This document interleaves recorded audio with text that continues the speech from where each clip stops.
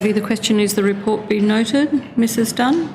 Thank you, Madam Speaker, and I thank you for the opportunity to put on the record my dissent from the major recommendations of this report. I formally dissented, and it's recorded in the minutes, from recommendations 1 to 6, 10 to 12 and recommendation 16. And I also formally dissented from some of the committee comments, which is also outlined in the report.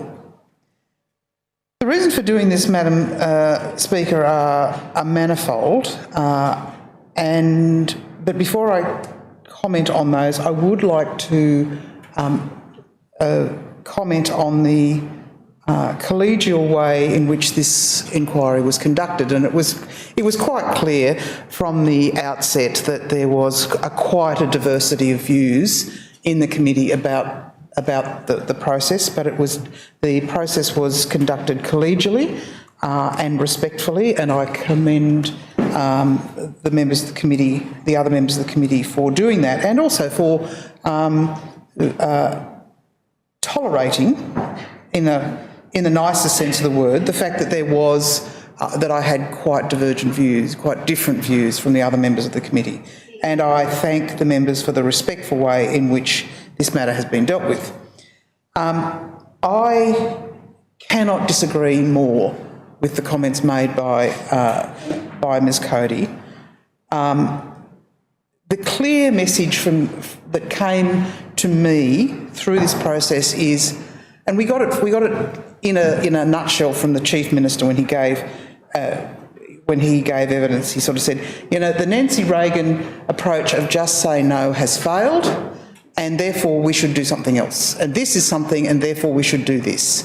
The Chief Minister was perfectly clear and quite candid that this was the least optimal option that you could possibly think of.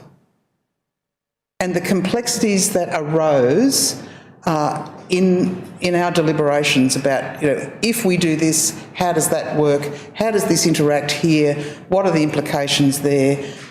Made it very clear that this is a suboptimal piece of legislation, and it is, my view is that it is so bad, and this is not a reflection on the proponent. I understand why the proponent is wanting to do this, and he really does believe that this is something worth doing. I believe that this is so bad that it is not worth doing in this space, and it would have been much more difficult to critique this legislation if there had been a better form of legislation before us. And I'll go to some of the reasons why I am opposed to this legislation and why I recommend that the Assembly not proceed with this legislation. The proponent himself, Mr Pedersen, said that he was doing this because there was a global trend, his words, a global trend in this way, and it would reduce the burden on our criminal justice system and would bring us, and this I think is very important, a step closer to a cannabis market. So what we have at the outset is the member saying that what we really would like to have is a cannabis market, but he didn't have the courage, the wherewithal, the wit or whatever to put forward a piece of legislation about a cannabis market. And let's be frank, I do make these comments in the dissenting comments. There is no global trend.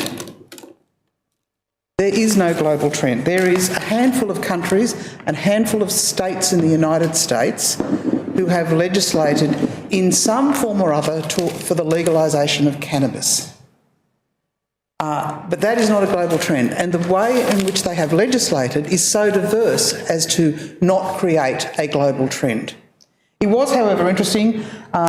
During the time that the committee was deliberating, I did spend some time in Canada, so I did take an interest in what was happening in Canada because they had recently created a national cannabis market, and also which is also rolled out for sale at a state level. And on a number of occasions, there was a particular occasion when I was almost accosted in a hotel dining room where a Canadian lady who had discovered that I was a legislator from Australia sort of immediately went to, I'm very strongly in favour of the legislation that's currently passed in Canada. I have been an advocate for this for all my life. What are you doing in Australia? And I said, well, that's a very interesting thing. This is what we're doing in my legislature at the moment. And I described the legislation being put forward by Mr Pedersen, to which this person, who was quite active in the area and quite knowledgeable on the area, although we probably disagreed on a lot, we did disagree on a lot of things, she actually said, oh no, you can't do that. That is the worst possible thing that you could do.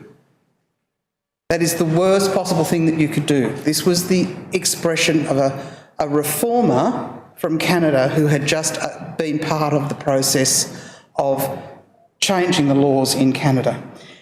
This bill doesn't do any of the things that Mr Pedersen says. It doesn't create a market. It doesn't move us any closer to a market. It doesn't reflect a global trend, and it doesn't reduce the burden on the criminal justice system. And I think that one of the most interesting things that we heard in the whole part of it was when the government officials came, and one of the government officials said, and I will quote because I think it's worth putting on the record here as well, "Back in the mid-1990s, we went to a simple cannabis offence notices. This effectively decriminalised cannabis use. I have some statistics from the Australian Institute of Health and Welfare. In 1998, which is around the time that these changes were introduced, we had 20% of ACT residents aged 14 and older using cannabis in the past 12 months. In 2016, Madam Speaker, that figure had fallen to 8%. We have seen a reduction to a third of the cannabis use, according to the AIHW figures, over that period. They collect the figures in the same way. There may be faults in the way they collect them, but they collect the figures in the same way. This is a substantial trend.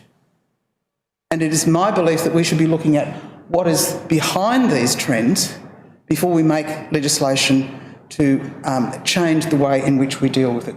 Mr Hanson said at one stage during the debate on this process that we believe that he believed that we had it in about the right space